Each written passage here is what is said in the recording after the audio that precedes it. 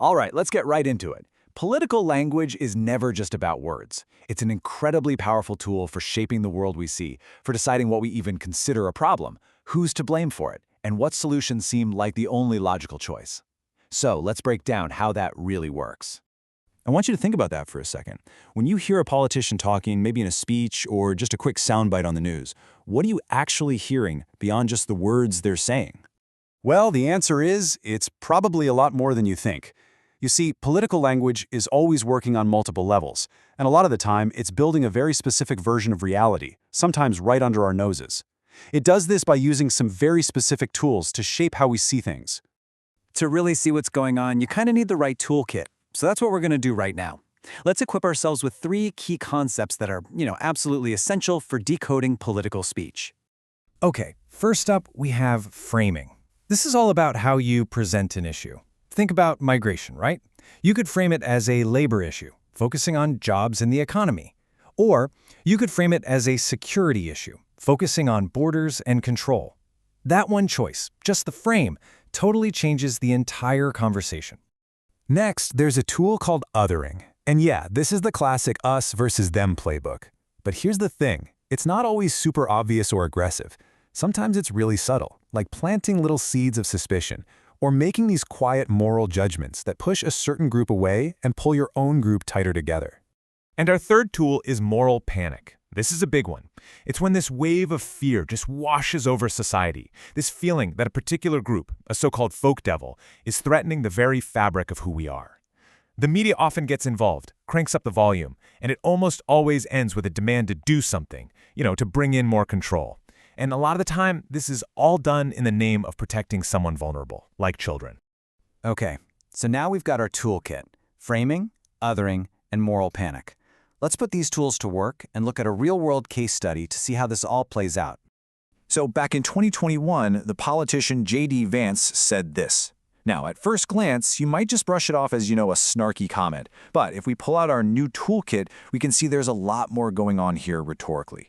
Let's break it down. First, the framing. It frames being childless not as a personal choice, but as a political liability. Then you have the othering, right? Using that gendered stereotype, cat lady, to basically paint a whole group of people as strange, isolated, and politically illegitimate. And what that does is it connects their personal life directly to their ability to lead, suggesting, hey, you don't have a real stake in the future. It all wraps up in this narrative of mistrust, that their motivations aren't just different, they're destructive. Okay, let's shift gears to another example. This involves a series of statements made about Haitian migrants in Springfield, Ohio. And the language used painted a pretty dramatic picture of chaos and breakdown.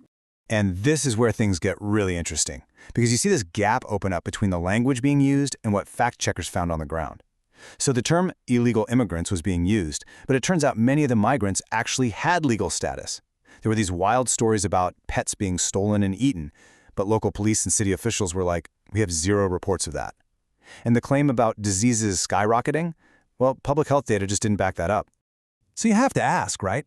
Why use language that seems so disconnected from the documented facts? Well, this quote right here gives us a huge clue. It's basically an admission that creating these stories, even if they aren't factual, is a deliberate strategy. It's a tool to grab the media's attention and completely control the narrative. And this is absolutely crucial to understand. This isn't just some abstract debate about words. This kind of language has real, tangible consequences for real people. It doesn't just stay in the headlines. Here's what happened. After all that rhetoric went national, the city of Springfield started getting bomb threats. They had to do evacuations. And the mayor of the city, Rob Rue, he pointed the finger directly, saying, and I quote, "Their words have done this." He connected the dots from the political speech to the real-life fear gripping his city. And that really gets to the heart of what we're talking about here.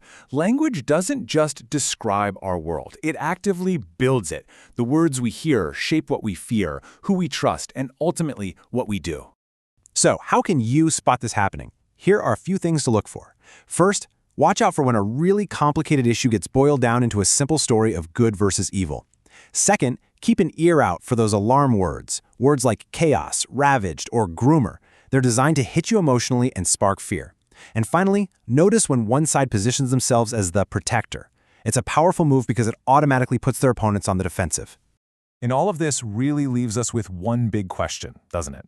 In a world where words are this powerful, where they can be used so strategically to build reality, to divide us, and to kickstart fear, what's our job as listeners and as citizens in all of this?